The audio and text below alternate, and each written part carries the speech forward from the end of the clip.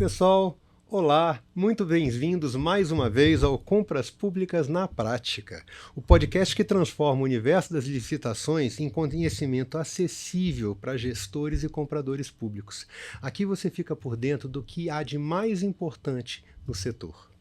E hoje eu estou aqui com um convidado super especial e para falar de um assunto que quem acompanha o processo eletrônico sabe que é um processo um pouquinho mais recente. Então vamos logo à apresentação e o tema, né? Nós vamos falar de obras públicas, desafios, soluções e o papel da nova lei de licitações e contratos. E quem está aqui conosco hoje é o doutor Nicola Curi, que é advogado, mestre em Direito, Políticas Públicas e Desenvolvimento Econômico, engenheiro civil, especialista em pavimentação rodoviária, auditor federal de controle externo do TCU desde 2009, onde exerceu funções de coordenador geral do controle externo da infraestrutura, assessor de ministro, secretário-geral adjunto de controle externo. Atualmente ele é secretário de controle externo de solução consensual e prevenção de conflito. Mediador com certificação internacional pelo ICFML, professor da pós-graduação em Governança e Gestão de Riscos na área de Infraestrutura da Faculdade Presbiteriana Mackenzie e do Instituto Cerzedelo Correia. E é autor do livro Arbitragem em Obras Públicas, em busca do interesse público e da eficiência. Doutor Nicola, que a partir de agora só chamo de Nicola, tá? Bem-vindo, muito obrigado por ter separado esse seu tempo, um pedaço longo do dia. Pessoal, para quem não sabe, a gente está aqui começando cerca de 1h30 atrasado. Por quê? Porque teve um acidentão na frente da rua de acesso do estúdio.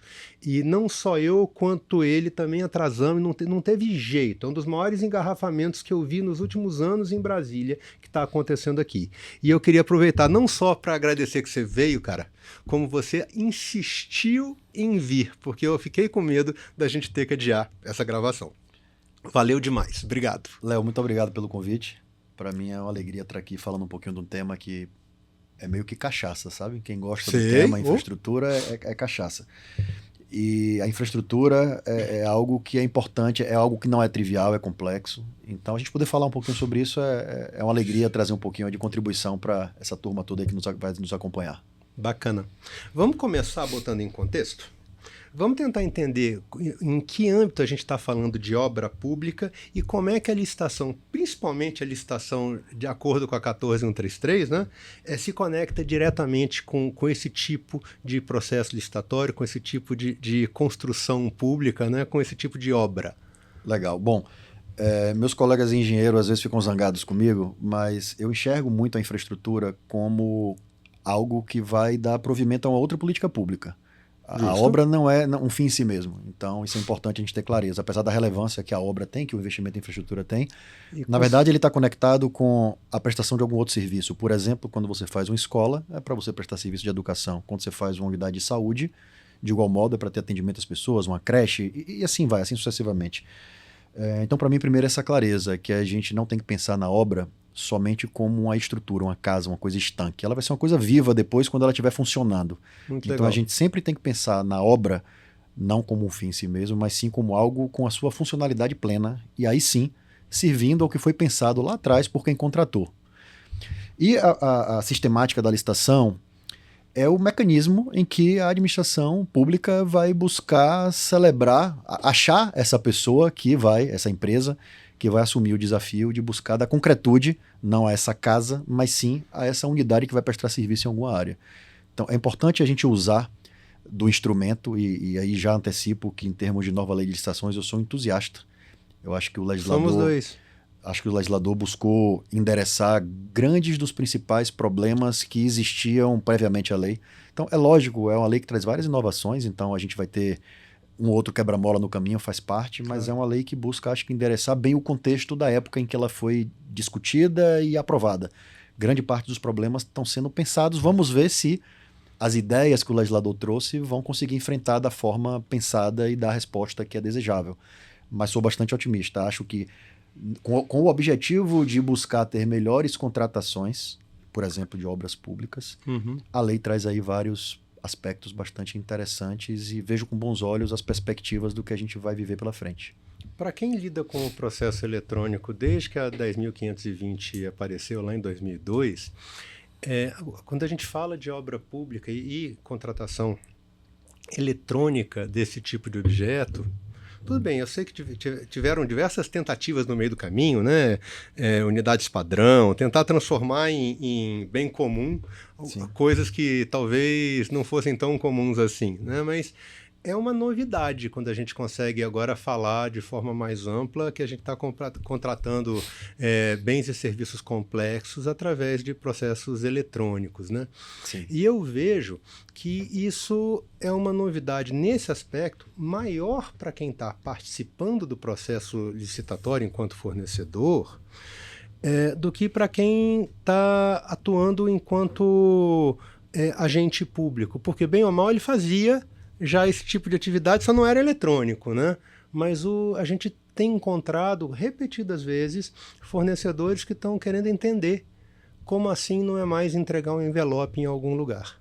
Então, se puder dar uma dimensionada do que você enxerga desse impacto, dessa mudança de cultura e o que isso vai trazer, ia ser bem legal. Perfeito. Vamos falar um pouquinho então do famoso eletrônico, né? O que é que o eletrônico pode propiciar também de benefício aí? E aí eu queria trazer um aspecto que não costuma ser o aspecto tradicionalmente abordado. Adoro quando alguém faz isso. Geralmente a gente fala do eletrônico como ampliar a competição e, em alguma medida, trazer uma contratação mais vantajosa para a administração.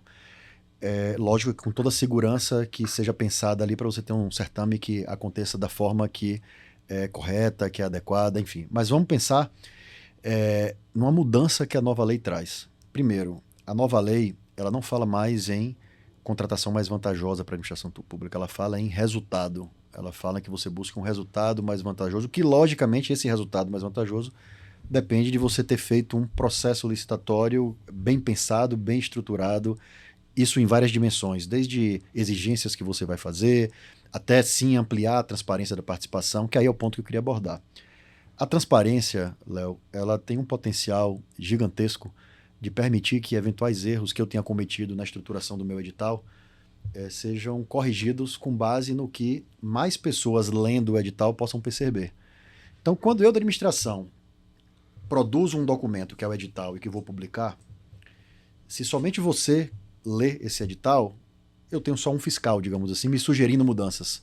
Se eu permitir que todo o mercado tenha mais acesso, e o eletrônico tem esse potencial de vários outros atores poderem ter acesso ao meu certame, e eles consigam enxergar algum ponto que não ficou da melhor forma e me alertar, isso faz com que eu tenha a oportunidade, nesse momento, que eu não tenho ainda um contrato, que eu possa corrigir eventuais equívocos que eu cometi. Então, me parece que ampliar o número de olhos olhando vai fazer com que, de cara, a gente receba sugestões de melhoria do próprio edital. E aí, lógico, vai caber ao poder público separar, filtrar o que de fato é interesse público de promover alterações do edital e o que às vezes vai ser um interesse particular e que aí deve ser mantido os termos inicialmente pensados. Mas veja que maravilha, você tem a oportunidade de receber várias sugestões com a participação de terceiros que às vezes nem saberiam da existência do seu edital, caso você não ampliasse essa perspectiva de olhar. E você consegue com isso um monte de revisor gratuito, Exatamente. voluntário, Exatamente. melhorando o seu processo e diminuindo o risco desse processo em última instância. Perfeito. E aí a gente precisa ter a visão também de que a gente não viva algo que eu costumo chamar de o pacto da mediocridade. O pacto da mediocridade é quando alguém me alerta que o edital não está bom e ainda assim eu não corrijo em nome de um calendário da contratação. E aí eu levo um problema para o contrato. Eu tive a oportunidade de corrigir um erro que de fato eu cometi e alguém me alertou, mas eu optei por não fazer essa correção e eu levo com isso o problema para o contrato, que aí tem uma empresa interessada, enfim, e aí você começa a ter dificuldade de endereçar a solução daquele problema. Ou então, quando, por exemplo, aquela pessoa que viu um erro, ela não me alerta, porque ela pode ter outros contratos celebrados com o meu ente, com o meu órgão e tal, e ela não quer atrapalhar o fluxo da contratação. Então ela vê um problema, ela vê algo grave, não me alerta, e aí é a mediocridade na perspectiva do setor privado, do licitante, do fornecedor. Sem dúvida. Então eu acho que a gente não pode viver nesse pacto da mediocridade. O fornecedor percebendo um problema, é importante que ele alerte. O poder público recebendo esse alerta, ele tem que analisar a plausibilidade, mas sendo razoável, ele precisa enfrentar isso e melhorar o modelo de contratação com esses, como você bem nominou, revisores gratuitos, né? Nessa hora, eu não tenho como não lembrar de uma frase que o mentor do portal, o professor Jacobi, falou para a gente lá atrás, numa das primeiras palestras que a gente apresentou do Grandes Nomes em Compras Públicas. Foi na primeira ou na segunda edição, não vou conseguir agora me precisar exatamente em qual foi, mas eu achei bem interessante. A gente estava falando de fase de impugnação edital. E ele comentou uma coisa que, à época, eu não tinha percebido o tamanho do impacto que era isso. Que foi o seguinte, que o gestor público responsável, mesmo que ele receba um pedido de impugnação extemporâneo, tá, fora de prazo, tá, que se ele tem juízo, ele pega para examinar o que está escrito ali. E a argumentação do professor me chamou bastante atenção porque ela faz sentido. Você falou um pouquinho disso, né? Que você tem o lado do cara que não quer, né? Porque entende que não deve, etc. Sim. Mas você tem o lado daquele que tem medo de sofrer, de ser vítima, ser alvo de algum tipo de represália. Por mais absurdo que isso seja em 99,9% das situações. Eu vou reclamar disso aqui, vão olhar mal para mim posteriormente. Acho que isso é uma tolice. Mas eu sei que isso é uma coisa que o mercado fala. Aí o professor Jacobi virou e falou, olha, toda vez que alguém tem coragem de botar num documento, fechar um envelope, ou então mandar um PDF assinado dizendo eu tenho um problema nesse item aqui, e você devia corrigir, que o bom administrador público tinha, independente de ter prazo ou não. Sim. Que olhar para aquela, sabe, se está no prazo ou não está no prazo. Pensa, além do processo formal, pensa no interesse público. Sim. E examina aquilo que está sendo dito ali. Que às vezes vale a pena adiar alguma coisa e fazer um processo melhor do que não adiar alguma coisa e ter 10 vezes mais problema depois, né? Mais ou menos esse caso que você está materializando. E veja que muitas vezes essa pressa para contratação acaba prejudicando a qualidade da contratação, né? Então acho que tem uma associação importante aí. Legal. Muito, muito bacana. E isso é um exemplo, né? Que, vamos lá, você falou em atraso da contratação. Sim. Não é só da contratação, né? Que a gente, quando fala em obra pública, quando alguém fala em atraso, a gente fala um pouquinho mais de coisa do que atraso, né? Mais amplo. Então a gente tem prazo, orçamento, entrega, tem diversos problemas que vão saindo em função, entendo que começam aí, né? Começam no edital e que vão meio que virando uma bola de neve. Quais que seriam os principais desses nessa sua vivência, Nicola? Os principais problemas nas contratações e, enfim, para concretizar as políticas públicas, para concretizar o objetivo ali. Veja, falando um pouquinho de mais focado em obra, né? A gente acaba tendo um desafio, e acho que isso se aplica a praticamente todos os outros modelos de contratação também, que é o planejamento. O planejamento da contratação é uma fase que a gente tem outros países, por exemplo, que gastam muito mais tempo planejando para executar em menos tempo. A gente acaba gastando pouco tempo planejando. Eu gosto muito da analogia, falando de obra pública, em que nós acabamos contratando obras públicas com base em rabiscos do Niemeyer, por exemplo, que são brilhantes, mas não são aptos a dar margem à contratação de uma obra pública. O rabisco é brilhante, mas ele não é um projeto básico, por exemplo, para ilustrar. Então, se eu estou contratando, naquele caso concreto precisa de um projeto básico, por mais brilhante que o rabisco do Niemeyer seja, por exemplo, ele não é suficiente para permitir, por exemplo, você verificar qual é o método construtivo, qual é o custo daquele investimento, qual é o prazo para poder fazer executar. Então, na prática, é um rabisco brilhante não apto a gerar uma contratação, porque ele não é um projeto básico se o seu modelo precisar de um projeto básico. Então, a gente abriu mão de gastar um pouquinho mais de tempo e dinheiro na fase de planejamento para ter mais maturidade do que a gente quer oferecer ao mercado. E, na prática, a gente levou mais incerteza para o contrato. Incerteza é custo. Incerteza é custo, incerteza é risco de ter paralisação. Risco é custo, né? Exatamente. Então, na prática, a gente acaba vivendo aí talvez uma grande incompatibilidade entre os calendários técnicos, político, orçamentário. Em alguma medida, compatibilizar esses calendários tenderia a diminuir muito a problemática na execução de obras. Muitas vezes o gestor local não tem um projeto pronto, mas ele tem a possibilidade de buscar um recurso federal, por exemplo, para buscar concretizar aquele objeto. E aí ele tem prazos para licitar, porque senão ele pode perder o recurso. Então a gente entra num certo loop de buscar fazer encaixar no prazo os documentos que eu precisaria para a contratação, e aí, em alguma medida, eu contrato com documentos superficiais. Não adianta eu carimbar projeto básico num documento sem ter o que um projeto básico deveria ter. O papel vai aceitar o carimbo de projeto básico, eu posso abrir Até porque a ele não licitação. protesta, né? Exatamente. E aí, muitas vezes, pegando o gancho com o pacto da mediocridade, o particular vê, o privado, o concorrente vê, e ele aceita participar dessa competição, sabendo que aquele rabisco não se prestaria a esse tipo de contratação. Enfim, e não reclamar, para você ter uma noção, Léo, muitas vezes quando a gente vai, por exemplo, fiscalizar uma licitação, eu adoro solicitar cópia dos questionamentos da licitação e cópia das respostas. Logo de cara você vê o que é que os licitantes apontaram como possíveis erros, os revisores gratuitos apontaram como possíveis erros e qual foi a resposta que a administração deu. Logo de cara, muitas vezes você identifica já de cara uma irregularidade no edital. Porque foi apontado o problema, não precisa o auditor ir lá olhar. Alguém apontou. O auditor só pergunta quais foram os apontamentos e quais foram as respostas. E aí você vê que tem uma irregularidade, que não foi corrigida e que foi apontado tempestivamente por um revisor gratuito. Então eu sempre peço quais foram as perguntas nesse certame e quais foram as respostas nesse certame. Com isso você já tem ali muitas vezes material de qualidade, criticando tecnicamente um edital, e você tem às vezes isso não acatado em nome de um calendário. Por exemplo, um rabisco com carimbo projeto, o licitante vai lá e faz um questionamento.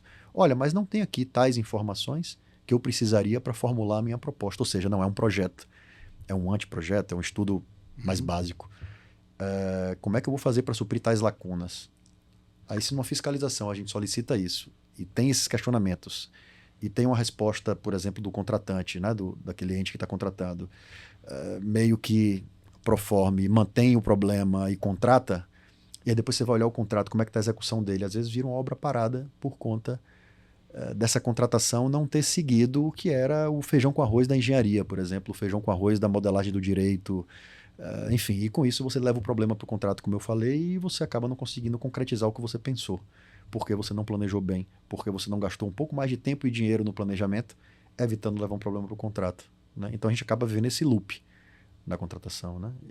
E por isso que perguntar quais foram os questionamentos traz uma informação muito rica para quem vai dar uma olhada em como é que o processo aconteceu e que críticas surgiram, né? Vale ouro essas sugestões dos terceiros, né?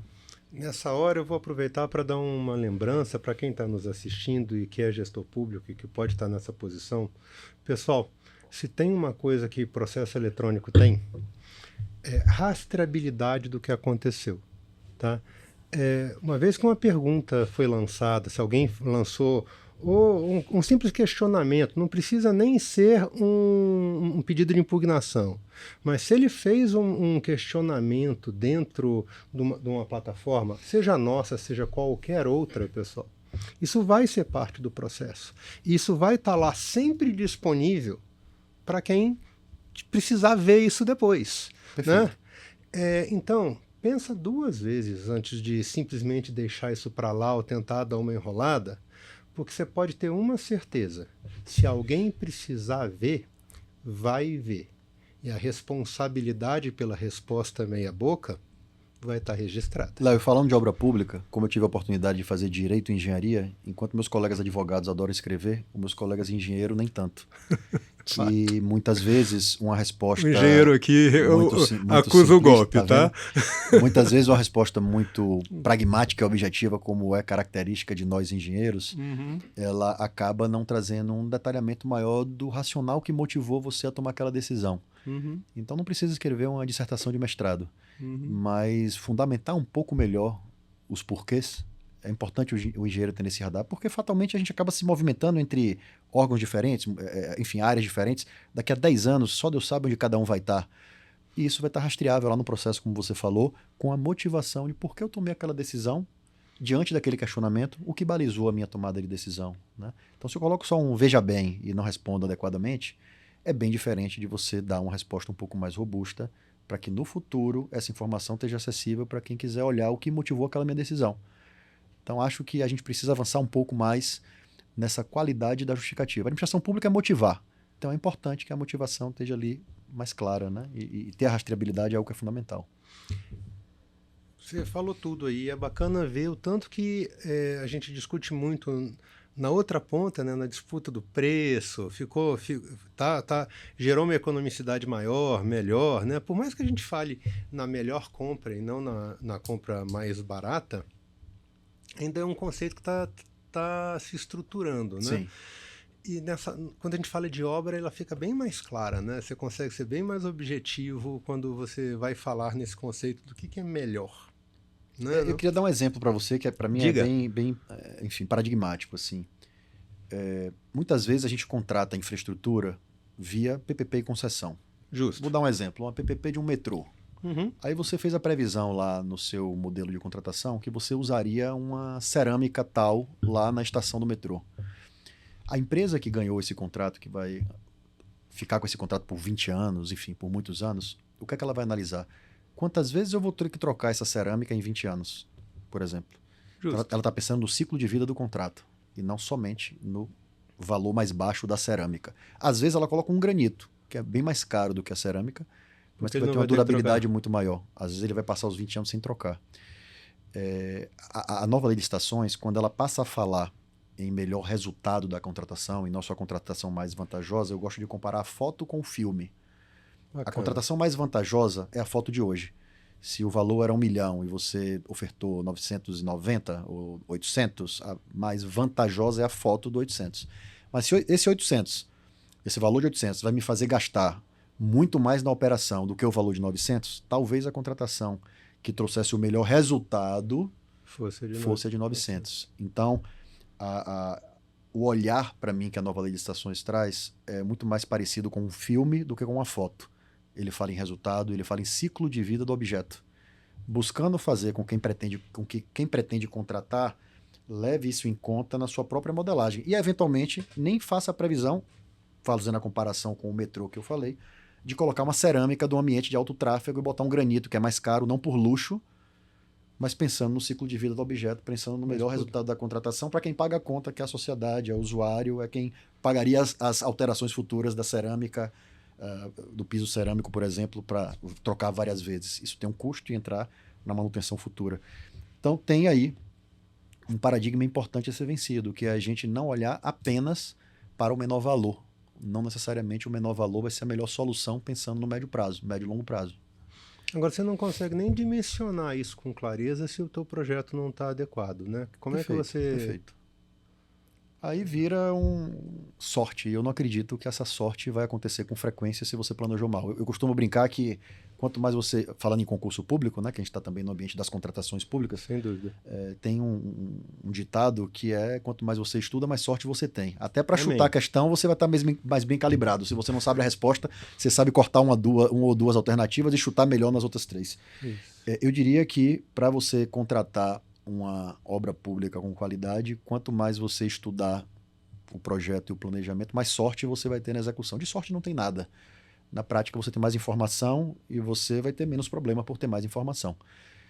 Então, para mim, esse é um paradigma também a ser enfrentado. A gente não pode se contentar com contratações que não tenham cumprido o que o ordenamento jurídico manda. E aí veja como é interessante, Léo. A nova lei de licitações, ela traz um princípio novo, o princípio do planejamento. Justo. Que na prática, de novo, não tem nada, porque você já era obrigado a planejar antes. Mas como a gente solenemente não planejava, o legislador trouxe lá o princípio do planejamento. E ele fez mais do que isso.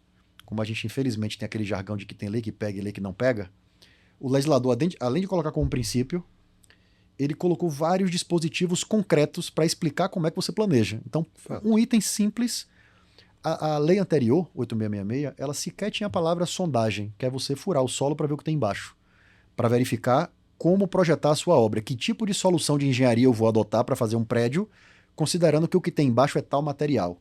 A lei anterior não tinha a palavrinha sondagem. A lei atual tem lá, anteprojeto, etapa, tarará, tarará, em que você faz sondagem. Projeto básico, tarará, faça sondagem. Então, o legislador, buscando enfrentar um problema, não de interpretação da lei antiga, de descumprimento da lei antiga. Porque a lei antiga dizia, projeto básico, você tem que ter as informações para caracterizar o método, o custo, o prazo. Sem sondagem você não faz isso. Então, apesar de não ter a palavrinha sondagem, você já era obrigado a fazer sondagem.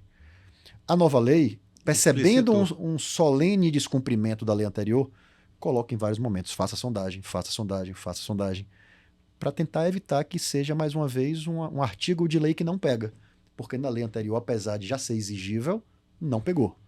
Várias fiscalizações. Que não tivesse claro, né? É isso. O óbvio precisa ser dito. O óbvio dito. precisa ser dito, eu concordo com você. E acho que então o legislador encontrou esse ponto de equilíbrio de sim precisar fazer uma lei mais extensa, dizendo o óbvio, porque ele precisa ser dito, e em alguma medida deixando claro, planeje, de modo mais abstrato, princípio, mas faça sondagem, de modo concreto. Então, vários dispositivos da lei dão concretude ao planeje. Uso do Muito BIM, bacana. faça sondagem, isso tudo significa planeje. Então ele fala em abstrato, mas ele fala também de modo concreto, com vários dispositivos apontando para providências que o gestor tem que tomar para poder ter um melhor planejamento, uma melhor contratação e ter menos problema, mais sorte na execução. Só o tema BIM já era um podcast inteiro, se não for um curso. Sim, é verdade. Então, eu quase que fui para essa linha daí, mas falei, não, peraí, não vamos desviar tanto assim, não. Quem sabe a gente marca um outro para falar de BIM, tá, professor? Esse tema é quente também, tá? Esse tema é bom, esse tema é bacana. Mas avançando um pouquinho no tema, e você já levantou um pouquinho do cenário. A gente tem diversas obras públicas paradas no país, né? E o que está por trás disso?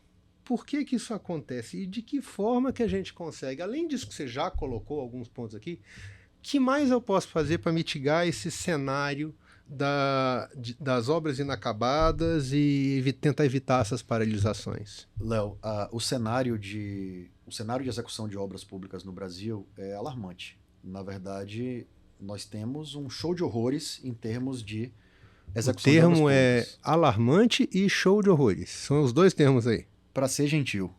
Uau. Só para você ter uma ideia, o tribunal há muito tempo estuda o tema, o Tribunal de Contas da União e os Tribunais de Contas dos Estados também. Desde 1997, a LDO, a Lei de Diretrizes Orçamentárias, estabelece que o Tribunal de Contas precisa ter um olhar atento para o tema de obras públicas e enviar informações ao Congresso Nacional.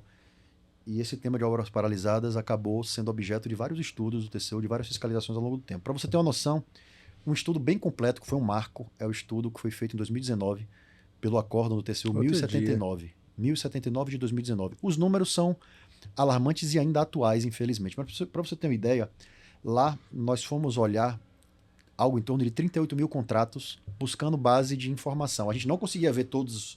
Cada órgão federal utiliza ferramentas e sistemas diferentes para gerenciar essas obras. Santo PNCP. Tá vendo? O primeiro problema era, o que é uma obra paralisada? Alguns órgãos diziam, se ela não tem medição há mais de 30 dias, está parada. Outros diziam, se ela teve ordem de paralisação, ela está parada. Outros diziam, se ela está há mais de 90 dias sem medições ou sem execução física. Cada um chamava a obra paralisada de uma coisa diferente, digamos assim. O primeiro desafio foi harmonizar esses conceitos para a gente identificar, dos 38 mil contratos que a gente tinha acesso pelas bases de informação do DENIT, da Caixa, do PAC, e a gente definiu que de fato é obra paralisada com esses conceitos diferentes da FUNASA, do MEC, que cada um adotava. A gente usou 5 grandes bases para, a partir daí, buscar avaliar qual era de fato a quantidade de obras paralisadas. Para você ter uma noção, dos 38 mil contratos, 14 mil estavam paralisados. Algo em torno de 40%, 37% dos contratos da amostra estavam paralisados. Quando eu digo que é um show de horrores... E da amostra federal. Da amostra federal dessas 5 grandes bases. Então é muito pior do que isso. Sem contar os municipais e estaduais que não receberam recurso federal. Se tivesse algum estadual e municipal com recurso do PAC, entraria nessa equação porque a gente olhou o PAC. Okay. Então, alguns empreendimentos que recebiam recurso federal e municipal, por exemplo, via PAC, entraram nessa amostra também. Mas veja, o número dessas 14 mil obras, a gente buscou verificar isso, como isso está nos estados em geral. Era um show de horrores em todos os estados, todos espalhados pelo Brasil. Tanto em número de contratos quanto em valor. A gente buscou também avaliar, para você ter uma noção, tinha algo em torno de 140 bilhões de reais empossado de recursos que não estavam gerando emprego, não estavam gerando renda, aguardando solução para esse emaranhado que impede que as obras públicas se resolvam. E deteriorando, né? Deteriorando. Uma coisa que eu já aprendi com o assunto obra é que, de acordo com a posição que você está, parar é jogar fora e ter que fazer de novo. Dificilmente um problema complexo de uma obra pública que está pela metade vai ficar mais fácil de resolver ao longo do tempo. Não jogue para baixo do tapete um problema complexo. Vai piorar o problema. Então você precisa enfrentá-lo, né, de frente. O problema é a de única cara. coisa que cresce quando você deixa ele de lado, né? Perfeito. E aí, buscando endereçar as causas, o que é que a gente observou? O que é que esse trabalho do TCO e alguns mais recentes também observaram? Duas grandes principais causas: problemas técnicos e problemas orçamentário-financeiros. Então, por exemplo, muitos casos em que o município não tinha recurso para contrapartida, apesar dele ter informado, numa parceria, por exemplo, federal, que alocaria recursos para esse empreendimento. Ele não tinha o recurso depois para poder fazer frente. E aí a obra acabava parando em função da dificuldade de recurso. Problemas técnicos, muitas vezes falta de sondagem fazia com que precisasse uma grande alteração do contrato ou que aquele modelo pensado era inviável. Aquela solução de engenharia era inviável, porque o projeto não foi bem detalhado. Então a gente tem problemas técnicos e problemas orçamentários financeiros. Mas vejam que tinham duas causas que na verdade não eram a causa. Tinha uma causa lá que era abandono da empresa e outra causa que era outros. Ou seja, a empresa não vai abandonar por abandonar. Algo Tem a aconteceu. causa da causa. Uhum. Então a gente não tem informação. Se a gente somar abandono da empresa e outros, a gente está falando de 35% dos 14 mil contratos. Ou seja, se quer ser a causa. Como é que eu vou enfrentar um problema que eu não conheço? Nos sistemas não tem informação. Então a causa é outros. Outros. O que é que eu faço para resolver um problema de uma obra parada que a causa é outros? Que medidas eu devo adotar para enfrentar a causa outros? Eu não tenho informação. Como resolver um problema que eu não conheço? Esse é o desafio. E aí, quando a gente pega outras causas de paralisação, a gente tem, por exemplo, questões ambientais, que foram da ordem de 1%, questões de decisões judiciais, da ordem de 3% desses contratos, órgãos de controle, da ordem de 3% também dos contratos. Então, majoritariamente, algo em torno aí de 40% em um caso e 15% em outro, a gente está falando de problemas técnicos e problemas financeiros orçamentários.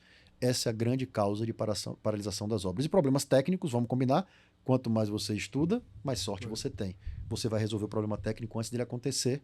Você, com o BIM, por exemplo, você vai resolver o problema técnico com previsibilidade e você não vai levar ele para um contrato que vai acabar sendo paralisado e ficando paralisado por muito tempo, tornando cada vez mais complexa a retomada da obra. Dificilmente uma obra para por uma causa única.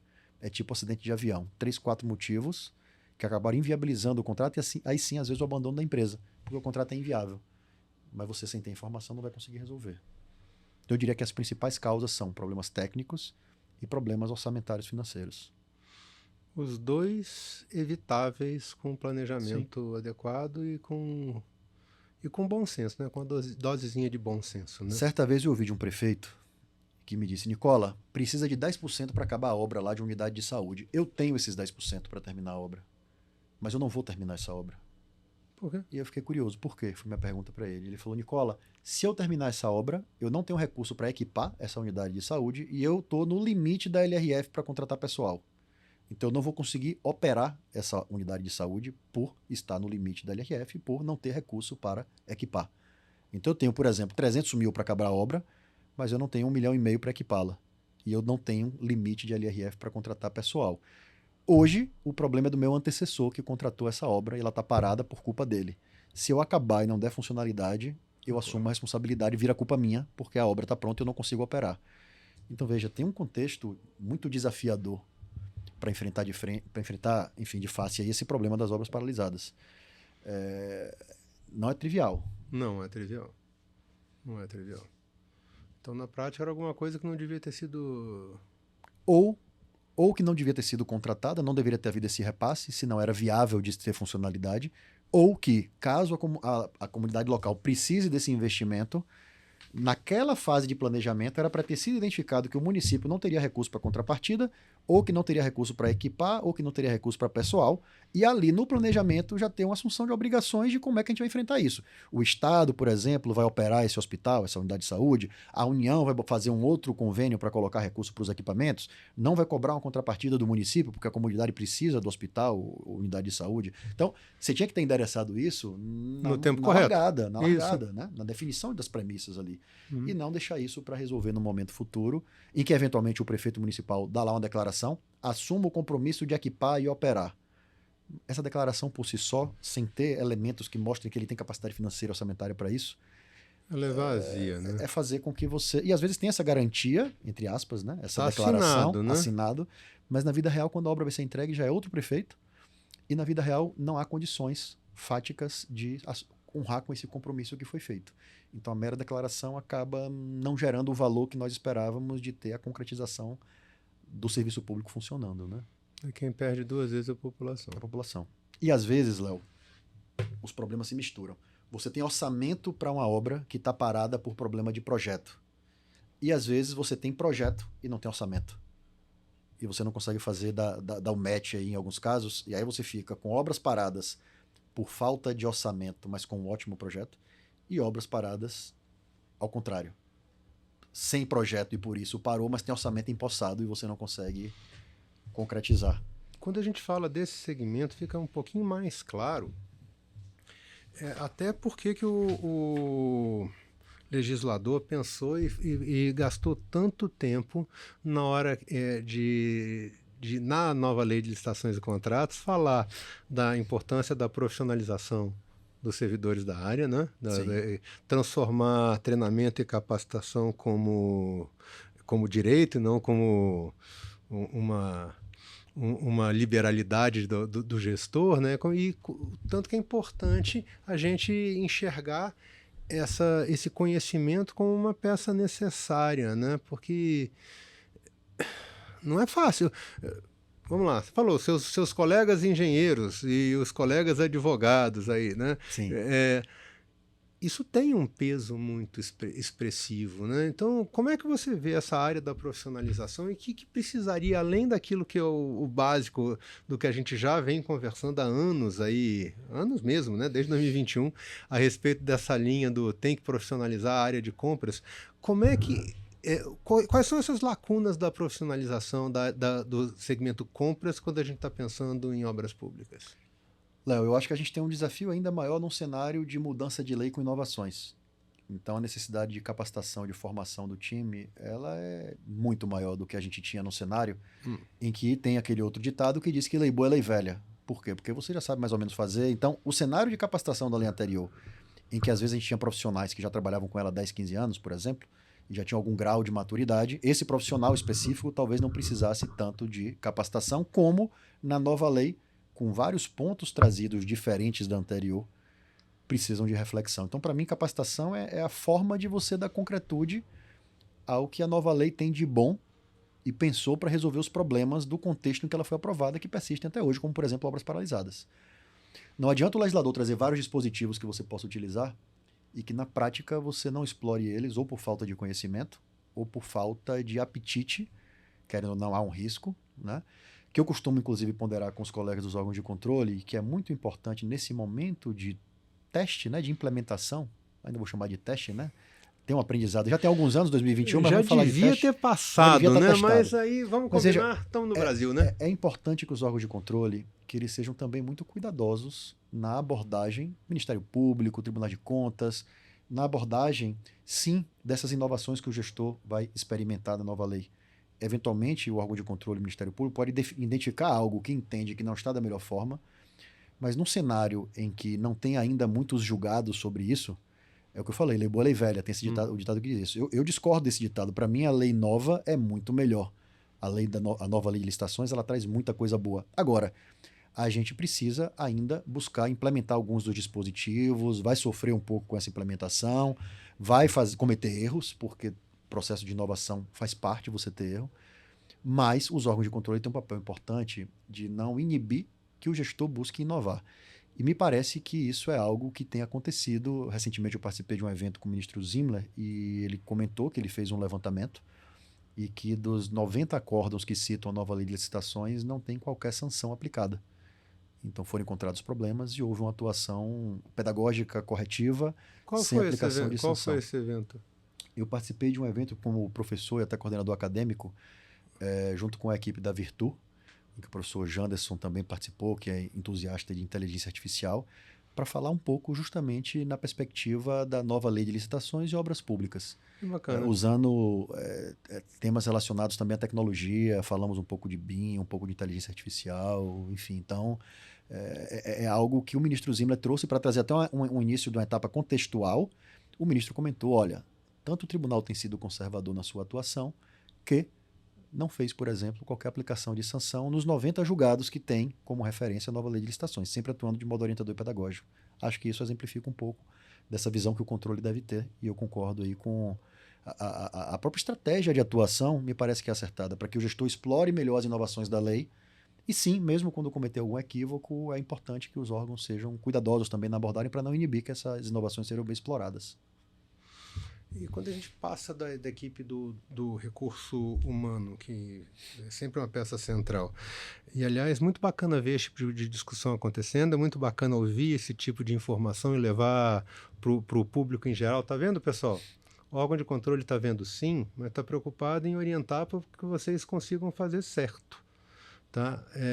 Eu não tenho dúvida que a hora do chicote vem, tá? Mas ela ainda não é esse momento, né? A gente ainda não chegou nesse ponto. Ainda é muito mais entender o que está acontecendo e Sim. orientar para tentar arrumar o rumo do que sair simplesmente condenando A, B ou C por coisas que A, B ou C não podiam nem imaginar que ia acontecer. A gente ainda está num processo de aprendizado, né? Sim, com certeza, né? E aí a nova lei traz vários aspectos que me parece que vão bem enfrentar os problemas da época, né?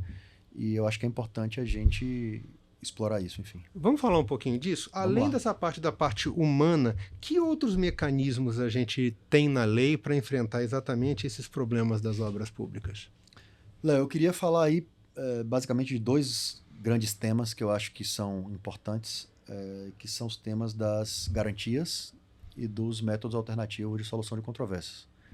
Eu acho que são dois temas bem importantes que a nova lei traz e que é bem relevante que o gestor estude a possibilidade de utilizá-los nessa etapa de planejamento da contratação para ele avaliar o que faz sentido e o que não faz sentido dentro de um cardápio que o legislador ofereceu para o gestor. Sobre esses dois temas, o legislador oferece um cardápio. E aí, como usar esse cardápio? Né? Falando um pouco das garantias, tá? As garantias, e aí é importante a gente ter em mente que a gente não vai usar tudo para todos os casos. Então, Justo. Isso é importante lembrar. Se eu vou fazer uma contratação de uma pequena obra ou de uma grande obra, faz diferença para eu decidir o que eu vou usar e o que eu não vou usar. E aí eu dou um exemplo. As garantias têm lá uma cláusula que é bem interessante, que é a cláusula de step-in, chamada de cláusula de retomada ou cláusula de step-in, em que olha a importância que o legislador deu para quem vai assegurar, quem vai oferecer uma garantia, um seguro, para um contrato de obra pública. É possível, dependendo do porte da obra, grandes obras, ter uma cláusula de retomada e que, em caso da empresa que está contratada não conseguir executar a obra, a seguradora passa a ter a obrigação de executar. Peraí, eu acho que isso aí merece um destaque bem marcado. Vamos explicar para o pessoal o que mudou no seguro garantia, o que era antes e como é que está aqui agora, que eu tenho certeza que muita gente não sabe. Eu acho que vale a pena a gente dar uma ressaltada aí. Primeiro você tem lá a obrigação contratual de você ter uma garantia de plena execução do contrato. Vamos dizer que você pode adotar um percentual, 5%, para fazer essa garantia de execução do contrato. Isso era anteriormente. Isso. Hoje, para essas grandes obras, é possível, inclusive, que você amplie essa garantia até 30%. E por que 30%? Porque fazendo um estudo sobre as obras paradas, foi percebido que com 30% do valor, você conseguiria terminar boa parte das obras. Então esse número não é mágico, esse número foi estudado. Não foi um chute. Eu não me recordo do percentual, mas houve um estudo em que identificou que com 30% você termina várias das obras paradas. E a ideia foi, olha, pensando nesse percentual, se eu coloco 100% para garantir 100%, tem custo, eu aumento o custo. Claro. Então eu estou onerando todos os contratos para eventualmente ter uma proteção que era desejável da ordem de 30%. Então por isso que não proteger 100% faz sentido, porque eu evito o custo de 100%, já que grande parte das obras acaba paralisadas, acaba tendo um percentual de até 30% para ser concluída. Então eu coloco o custo proporcional ao que de fato seria desejável para uma quantidade grande de obras. E aí... Ou seja, isso aí não foi alguém que chutou um número, não, foi um estudo. Houve um cálculo atuarial em cima disso. Sim. E aí veja, fazendo então esse seguro, qual é o conceito? Não basta a seguradora pagar até 30%. A ideia foi a seguradora, tendo essa cláusula de retomada, ela vai inclusive ser chamada para terminar a obra. Lógico que ela não vai terminar com as próprias mãos, não é um agente da seguradora que não entende de engenharia que vai fazer a obra. Ela vai subcontratar, ela vai ter uma empresa parceira, enfim. Mas isso faz com que a seguradora tome mais cuidado ao oferecer um seguro para alguém, uma garantia para alguém. Porque na prática, se esse alguém não fizer, ela que vai ter que ser chamada para executar. Tinha alguma coisa assim lá atrás, eu estou voltando aí 40 anos talvez, no nosso sistema habitacional tinha alguma coisa nessa linha, FCVS, alguma coisa. Eu não me recordo de algo assim, não me recordo de algo exatamente nesse modelo. A construtora tinha que dar uma garantia por um período, tinha um seguro para isso, e se a construtora seria chamado não cumprisse com aquilo, sim. A seguradora não tinha que entrar não indenizando, mas resolvendo o problema. A própria seguradora vai ajudar a ter mais qualidade das empresas que tendem a ser contratadas pela administração, porque ela não vai mais oferecer seguro para qualquer um. Ela não vai mais oferecer garantia para qualquer um. Ela vai fazer uma análise de risco e, com base nisso, ela vai tomar a decisão de oferecer ou não a garantia. Então, a garantia, ela tem, por exemplo, tem cláusula que você pode antecipar pagamento se for algo muito claro que vai gerar um benefício, mas você faz uma garantia maior. Então é possível, a nova lei traz a previsão de excepcionalmente permitir a antecipação de algum pagamento de algo que gere uma economia ou que gere uma grande vantajosidade ali para a contratação, ou que até viabilize a contratação, porque às vezes você depende disso em alguns setores específicos, mas você antecipou algum pagamento, você vai ter uma garantia maior buscando cobrir essa antecipação que você fez, e quando isso for, houver esse encontro de contas e o serviço for prestado na magnitude da antecipação, você pode tirar a garantia. Então você onera por um período o contrato, dando uma garantia adicional do que foi antecipado, e quando essa antecipação fizer um encontro de contas na prestação do serviço, você não tem mais a necessidade de ter a garantia. Então veja, o legislador deu mais uma ferramenta para casos em que haja necessidade de ter antecipação, o que antes não era previsto em lei. Agora você pode eventualmente prever motivando, né, e trazendo uma garantia um pouco maior. E aí, falando um pouco dos métodos alternativos, Léo, a gente tem lá no artigo 151 da lei a possibilidade de uso de dispute board, mediação e arbitragem, por exemplo, nos contratos em geral. São coisas que você tem atuado de forma bem intensa nos últimos anos, né? Isso, tem sido aí de muitas emoções. E aí eu nunca pensei, eu começo dizendo isso, eu nunca pensei que trabalhar com autocomposição, trabalhar com soluções consensuais, que é que eu tenho trabalhado no TCU, ia ser algo tão desafiador e, contraditoriamente, um ambiente de tanto conflito. Apesar de ser consensual. Um ambiente de tanto conflito. Chegar no tal do caminho do meio não é difícil, não é uma tarefa simples. Porque você tem que ponderar como atender melhor o interesse público, respeitando o interesse do particular contratado, porque senão ele judicializa, e aí a gente tem casos de judicialização que levam 10, 15, 20 anos. A gente tem um caso icônico, que é uma disputa sobre o Palácio da Guanabara, se ela é da família real ou da União, que levou 125 anos para transitar em julgado. A gente chegou a ter mais de 100 milhões de processos judiciais alguns anos atrás. 100 milhões de processos judiciais tramitando. Hoje esse número reduziu um pouco. Mas veja, a gente tem uma cultura do litígio tão grande que pequenos problemas da vida cotidiana acabam parando na justiça. Eu me recordo que lá no meu condomínio o condomínio e um vizinho um vizinho movendo um processo contra o condomínio, discutindo se o portão que fechou no carro, quem paga a conta de quem. Se o condomínio paga o carro ou se o vizinho paga o portão além do carro. Então, a gente costuma levar problemas dessa natureza para o judiciário. E isso faz com que a gente tenha essa tempestade de 100 milhões, né, já passou por essa tempestade de 100 milhões de processos. E eu arriscaria dizer que a gente tem duas grandes perdas. Primeiro, em tempo de resposta. O processo vai demorar mais de ser julgado. E segundo, há um risco de um julgamento com menor qualidade. Porque se você tem no seu gabinete, se você é um juiz e tem no seu gabinete 500 processos, o tempo que você pode se dedicar é um. Se você tem 25 mil processos no seu gabinete, o tempo é outro, você tem um risco de ter perda de qualidade. E aí a gente acaba usando as instâncias recursais. Em muitos casos, uma decisão de primeira instância não vai satisfazer as partes e você tem um prazo ainda maior e um risco de decisões piores pela tempestade de processos que a gente vive. Então, a nova lei, ela traz a possibilidade de uso de arbitragem, em que você vai fazer a designação de árbitros que sejam da confiança das partes. Então, não é um juiz do Estado que vai julgar, é um árbitro que tenha, ou um tribunal arbitral de 3 árbitros que vai julgar. Na área de obras públicas, você tem a oportunidade de selecionar, por exemplo, profissionais que entendam de engenharia para resolver o problema de obra pública. Se for da área de TI, você tem a oportunidade de indicar profissionais de TI que resolvam o problema da área de TI. Então, vejam como você pode especializar o julgador, indicando engenheiros para resolver um problema em que se discute algo técnico de engenharia e não deixando isso a cargo de uma perícia de um juiz, que eventualmente o juiz não entende do tema. Então você qualifica o julgador, digamos assim, especializando ele no tema que você precisa. Então a arbitragem tem um potencial enorme de ajudar a resolver problemas complexos na área de engenharia. Por outro lado, a gente melhorou muito discutindo como julgar de modo qualificado com temas, por exemplo, de engenharia com engenheiros julgando. Por outro lado, isso significa que a gente buscou brigar de uma forma melhor e mais rápida, enquanto a gente deixou de usar a mediação. Então, no Brasil, de modo aproximando isso da administração pública. A gente cresceu com o uso da arbitragem, por exemplo, na área de concessões, mas a gente não tem um histórico consistente do uso de mediação. Mediação seria resolver sem brigar, que é o que a gente tem buscado fazer no âmbito desse sexo consenso. Entender o problema, avaliar possíveis caminhos de solução, avaliar os riscos desse caminho e buscar tomar uma decisão que atenda melhor o interesse público e respeite no limite do que o privado entenda que dá para chegar na equação para fazer a solução.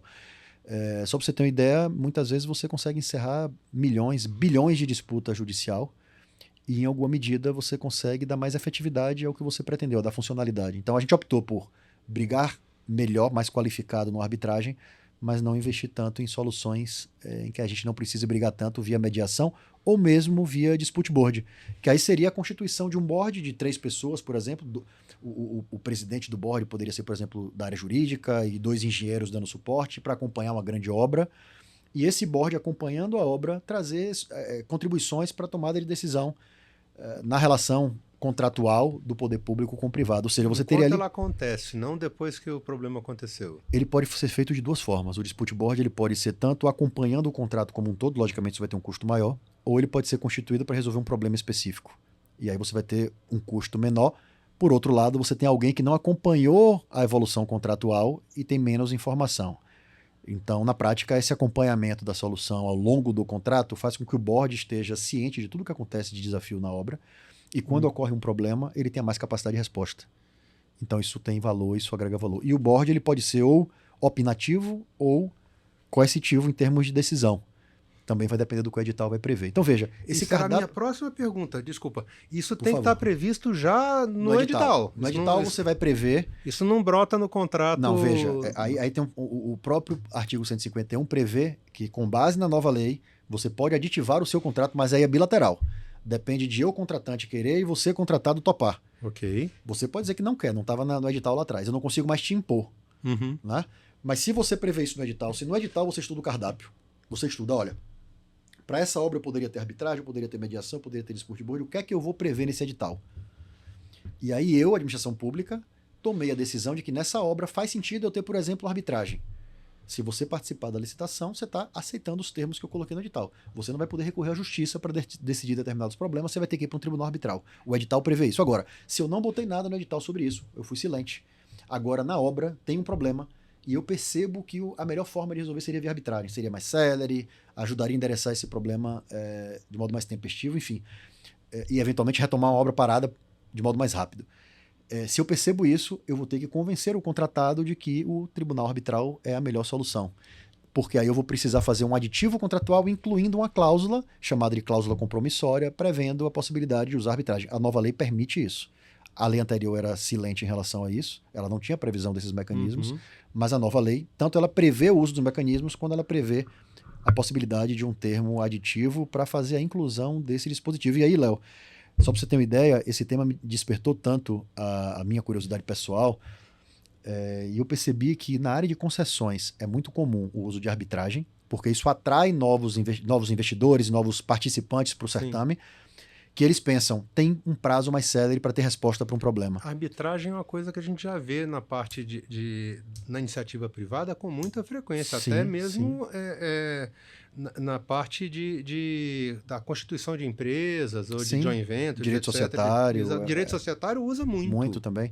E veja, e aí quando a gente vai para o poder público, isso cresceu ao longo do tempo, cresceu muito em concessões, então é comum a adoção de arbitragem em concessões, mas em obra pública, a lei do RDC prevê isso desde 2015, o uso de arbitragem. E eu nunca vi um caso na esfera federal, mesmo dos grandes contratantes de RDC, contratação integrada, então Infraero e DENIT, que foram os grandes incentivadores desses 2 temas, eu nunca vi um edital da Infraero e do DENIT prevendo a arbitragem, e tem na lei desde 2015, nas contratações integradas, e muitas contratações ocorreram via contratação integrada. Então veja, por que será? E aí eu fui estudar isso no meu mestrado, eu até publiquei um livro sobre arbitragem em obras públicas em busca de melhor atendimento ao interesse público. Qual é a editora? Onde é que a gente encontra editora isso? Fórum, foi em parceria com a editora Fórum. Fica a dica aí, pessoal. Prevendo justamente enfrentar ali o desafio. Será que alguns benefícios que a gente percebe na área de concessões podem ser colhidos na área de obras públicas usando a arbitragem? Julgamentos mais céleres do que a justiça, e com isso retomar obras paralisadas, por exemplo. Né? Então eu estressei um pouco o tema. nesse livro, né? A ideia era estudar esse tema. Por que é que isso não está sendo usado, né? E a impressão que eu tenho é que existe uma certa inércia para você usar novos dispositivos da lei, né? E aí você acaba priorizando evoluir em alguns temas nos editais e não necessariamente a previsão da possibilidade de uso vir um uso concreto, né? Isso acaba que vai para a linha do educar é necessário, capacitar é fundamental. Perfeito. Porque são pontos que as pessoas não conhecem. É raro escutar alguém que domina esse tipo de assunto. Até no seguro-garantia, essa mudança, ela é muito significativa, né? Sim, tem um potencial enorme. E a gente vê muito pouca gente usando ainda esse tipo de instrumento. Aí, pensando nesse tipo de coisa, não misturar também, tá, pessoal? Seguro-garantia de contrato com seguro-garantia de proposta. São dois artefatos dispositivos completamente diferentes. E não são mutuamente excludentes, não. Você vai ter situação que você pode ter os dois aplicados no processo. Mas essa questão do arbitral, eu admito que eu nunca vi um escrito. Pode ser porque eu não encontrei um ainda, mas eu nunca vi um escrito. Realmente, na área de obras não é algo comum. Acho que o Estado de São Paulo usou um pouco em alguns contratos. Às vezes contratos internacionais, com recurso do Banco Mundial e tal, é possível que haja algum. Mas na esfera federal eu não conheço. E veja que tem uma lei federal prevendo o uso desde 2015, né? Então, mais uma vez, lei que não pega. O legislador colocou lá para enfrentar o tema da judicialização com um longo tempo de resposta, mas o dispositivo não pegou. Não pegou porque ele ninguém conhecia, ou ninguém conhece porque não pegou? Qual que é o lado Tostines da história aí? Eu acredito que não pegou por inércia, porque a gente já tinha modelos de editais que vinham rodando nos órgãos, por exemplo, o DENIT tem minuta de editais já rodando há muito tempo. Havia um receio também de usar, e como é que um tribunal arbitral vai analisar um contrato público? Será que ele não vai ser tendencioso ao privado, já que é um tribunal privado, né? E o que a gente tem visto na prática é que muitos tribunais arbitrais têm decidido favoravelmente à administração pública. Então, sentido, esse receio talvez tenha caído por terra com vários julgados, com várias sentenças arbitrais relativas a concessões, dando ganho de causa também à administração pública. Então, acho que vai ganhando maturidade com o tempo, e é natural que comece a ser mais bem explorado com alguns julgados de outra área, exemplificando benefícios. Por isso que eu busquei no livro avaliar se os benefícios que têm sido colhidos na área de concessões poderiam ser obtidos também na área de obra pública. Isso não para pequenas obras, Léo, para obras maiores, né? Obras de maior porte, enfim, obras mais complexas. Eu ia perguntar isso exatamente nesse momento. Qual é a linha de corte? Como é que a gente consegue entender a partir de que momento isso faz sentido? Veja, eu diria que não tem um valor objetivo de corte, preferencialmente em contratos mais complexos, de maior valor, mas eu não tenho um valor cravado assim que a gente usar como referência. Mas pequenas obras talvez não faça sentido você adotar em empreendimentos muito pequenos, mas empreendimentos maiores faz sentido você ter mais proteção, você ter mais mecanismo. E veja, muitas vezes é comum no município poucas empresas terem apetite a contratar com o município. Ela tem receio de não receber e entrar depois com ação e levar para precatório e demorar muito. Em que medida você ter instrumentos que tragam respostas mais céleres não vai incentivar, inclusive, a ampliação da participação de outras empresas? Em alguma medida, na área de concessões, isso aconteceu. O uso do Instituto da Arbitragem como resposta para controvérsias nos contratos fez com que alguns grupos passassem a participar acreditando que um problema seria mais tempestivamente resolvido, comparado com o judiciário. Então isso aumenta a atratividade. Isso faz com que haja mais apetite para essas contratações, né? Muito bacana. Eu poderia dizer então que não tem um valor, mas eu posso dizer que é o processo maior. Maior é algo relativo, né? Nessa hora eu posso dizer que aquilo que é desafio para aquele ente público pode ser levado em consideração? Eu costumo dizer que não é o preço, é o desafio para o órgão. Não queira usar arbitragem em tudo. Justo. Mas também não deixe de usar. Porque se você não usar em nada, você não vai ter pilotado, visto melhor a aplicabilidade, como usar. Então, a sugestão que eu daria é: nas suas grandes contratações, avalie a possibilidade de selecionar um ou outro caso. Teste, experimente, veja como usar, o que é preciso para usar, como prever no edital. Enfim, e a partir daí, você usando esse meio que piloto no seu caso mais complexo, caso tenha uma controvérsia, você vai experimentar o processo da arbitragem e em alguma medida você vai ter mais elemento para decidir em outros casos. As sentenças arbitrais que envolvem administração pública são públicas. Então é possível você buscar consultar nas câmaras de arbitragens, são várias câmaras, as decisões envolvendo Elas são administração pública. estaduais? Não, as câmaras são privadas. São câmaras de arbitragem que são privadas. E essas Mas câmaras estão espalhadas pelo Brasil. Tem várias espalhadas pelo Brasil. Então, se você pesquisar na internet, você acha várias. E aí, nessas câmaras, elas têm regulamentos para o funcionamento da arbitragem. Então, você não precisa reinventar a roda.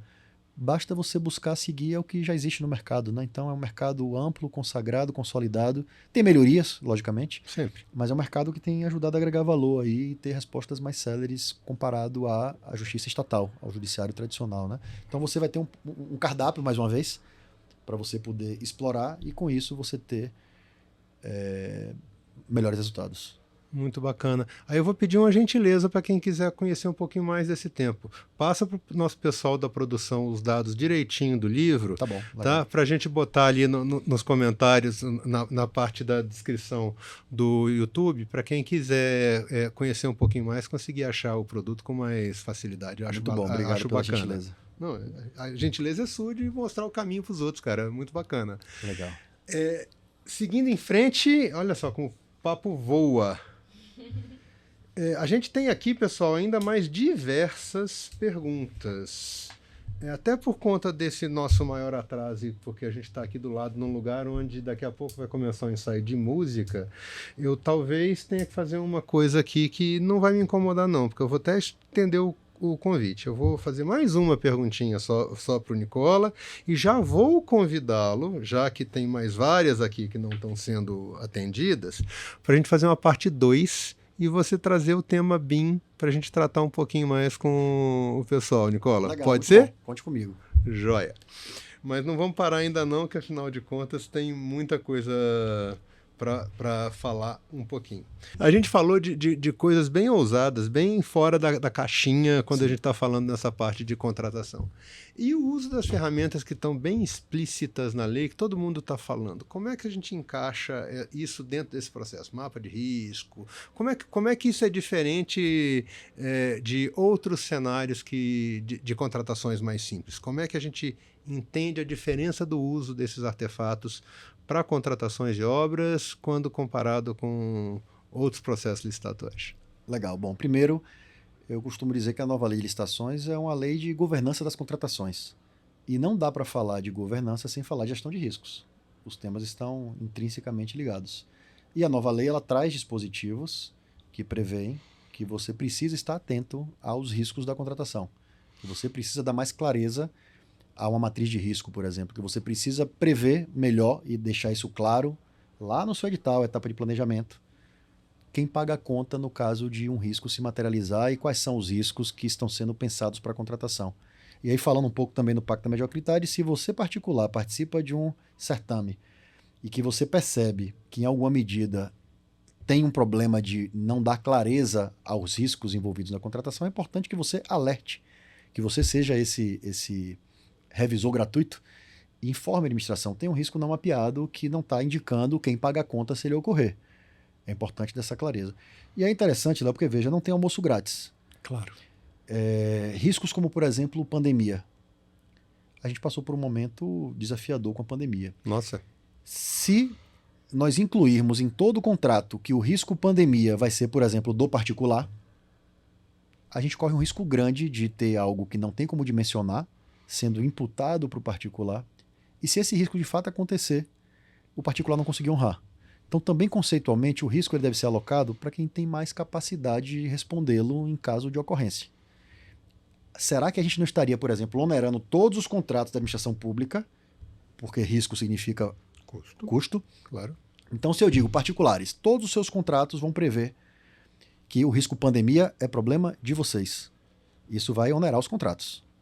No mínimo um seguro. Alguém vai dizer, beleza, vou ter que contratar um seguro para dimensionar isso. Se não acontecer esse risco, você onerou os contratos necessariamente.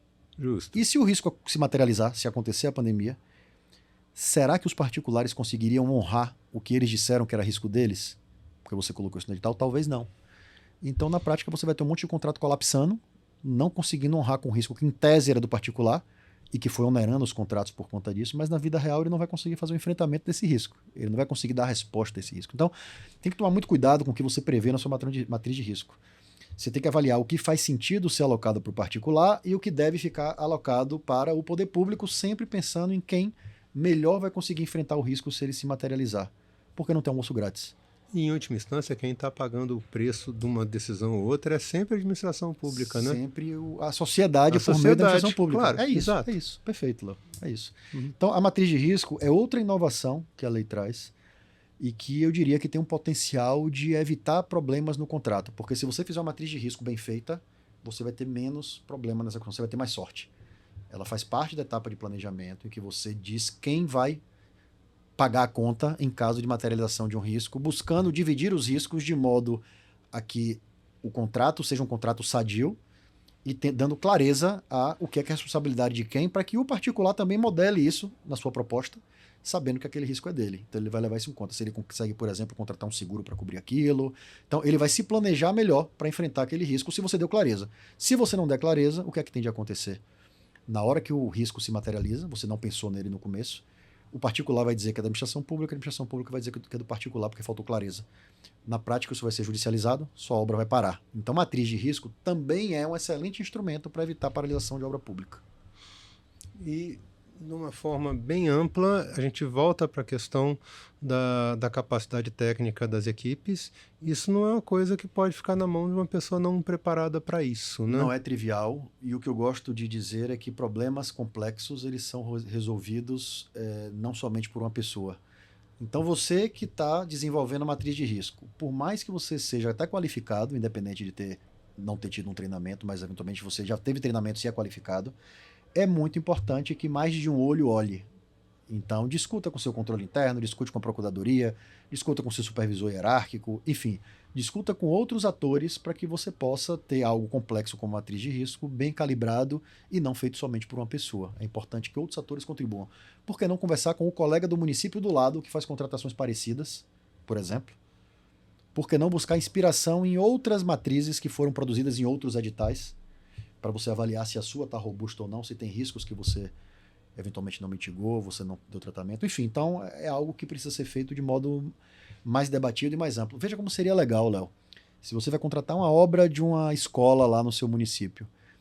Por que não você fazer algo como uma audiência pública ou algo parecido e você expor a sua matriz de risco para que as empresas que têm interesse no âmbito da administração privada, né, em contratar com órgãos públicos, porque você pode divulgar isso no Conselho Regional de Engenharia, por exemplo. Empresas, vou contratar uma obra de tal porte, estou desenvolvendo a matriz de risco e gostaria da crítica de vocês para melhorar a minha matriz de risco. Vejam, não é proibido conversar, tá? Isso é importante dizer. Ao contrário, é desejável que você ouça os interessados para que você calibre melhor. Você vai saber expurgar o que é eventualmente uma sugestão com interesse próprio e o que é uma sugestão que vai atender melhor o coletivo. Por que não ouvir? Por que não discutir e com isso ter uma melhor matriz de risco e ter mais sorte na execução de sua obra? Fica absolutamente claro que a tua visão de sorte é estar bem preparado para as intempéries que vão vir. Fantástico. De sorte mesmo não tem nada, né, Léo? Não, absolutamente nada, é planejamento. Gente, o papo está ótimo. A gente está começando a ter problemas sonoros aqui com a vizinhança. Eu vou ter que já... Nossa, tinha muita coisa que eu queria perguntar hoje, Nicola, mas a gente vai ter que ficar para a etapa 2, beleza? O convite já fica aqui, é só combinar com a equipe quando é que a gente grava essa continuação. Muito obrigado pelo seu tempo, pela sua presença e por essa aula, foi espetacular. Léo, muito obrigado pelo convite. Contem comigo em outras agendas, tá? No futuro. E eu desejo muita sorte para todos aqueles que nos assistem, que na verdade sorte não tem nada, se planejem e estude que você vai ter menos problema na execução dos contratos. Muito obrigado. Valeu demais. Até mais, até a próxima, pessoal. Falou de ferramentas bem ousadas. Não, só para tirar uma foto aqui, nossa. Desculpa. Sem problema.